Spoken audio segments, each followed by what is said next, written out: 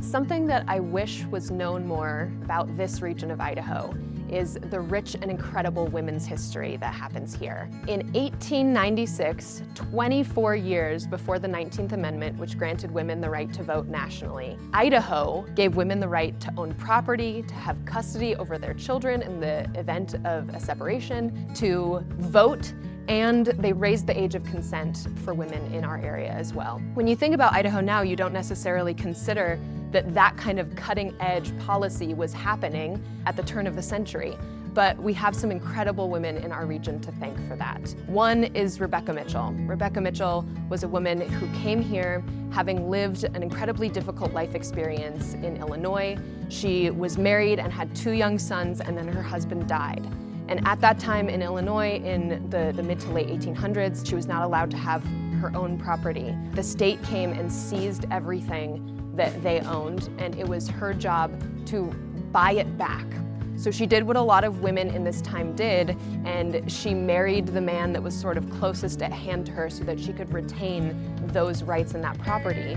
It was her unwed brother-in-law at the time. They had a child together, but ultimately we believe that that was a pretty unhappy marriage, because as soon as she could, she took her daughter from that marriage and she bought a train ticket as far west as it would take her. And it brought her here to Idaho Falls, which was at the time called Eagle Rock. She had been trained as an educator, but she was also a very religious woman. She was with the Baptist church, and her initial plan was to come out here as a Baptist missionary. But then she got here and it was a dusty, Wild West, lawless place. And she realized that the people here needed access to education. And so she started the very first school. The story goes that the school building that she found was actually an old saloon where she would turn the crates over during the day so that all the kids could sit on them and learn a little bit more about, the many things that she was trying to bring to our city. I'd also like to mention Minnie Hitt. She came here with her mother and her sister, and it was up to her to figure out how to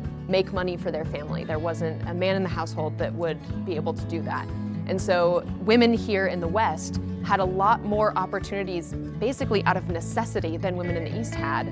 There just were not as many people here, and so they relied on women to do jobs that men would traditionally do in other places. When Minnie Hitt came here, she initially got a job with the Anderson Brothers Bank, and in that job she started as sort of a low-level, a clerk, a teller, but then eventually she grew to be the most decorated loan officer in the entire bank and a part of the board of directors, which is also incredible considering the timeline, right? We're talking about the late 1800s, early 1900s. And she was known for being able to give loans to people based on their character as opposed to the collateral that they could provide, which was essential for this place because initially we were a railroad town, but then the railroad picked up and left and moved all of its shops to Pocatello. This place was left high and dry. It was about to become a ghost town until canal developers came in and decided they would turn it into an agricultural community. So there were a lot of people who were coming here that were farmers that unfortunately didn't have a lot of resources available to them. And so it was because of the work of people like Minnie Hitt that they were able to actually turn this place into a successful agricultural community. There was an entire group of women called the Village Improvement Society. Idaho gave women this right to vote, but this entire suite of rights in 1896. And so also in 1896, here in East Idaho, and in Idaho Falls in particular, this group of women organized themselves and initially called themselves the 19th Century Club. They wrote this constitution for themselves, and in the preamble they say that, women have been given these incredible rights, and so we better learn how to use them and how best to advocate for ourselves and build our communities into places so that women throughout the rest of the nation will also be given those rights, because we have to prove that women can do it, basically. So eventually they changed their name to the Village Improvement Society, and they offered classes for women about how to be civically engaged. Kate Curley was the very first president of the Village Improvement Society, and her name is known around here because there's a beautiful park between 9th and 10th Streets named after her. Kate Baker Curley came here from further on the East Coast and said that it was the dustiest place she had ever been. So it was really because of Kate Curley that these beautiful big trees that you see lining many of the streets here were planted,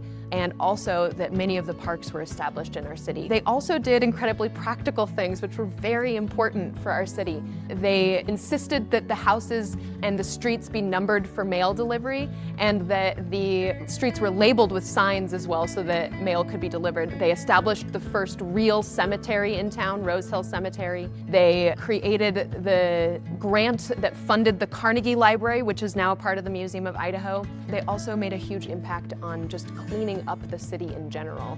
They had trash boxes installed, they planted trees, they established parks. They found lots of different ways to make sure that women and families felt comfortable here and that it became a true community as opposed to being sort of a dusty place for no good to happen.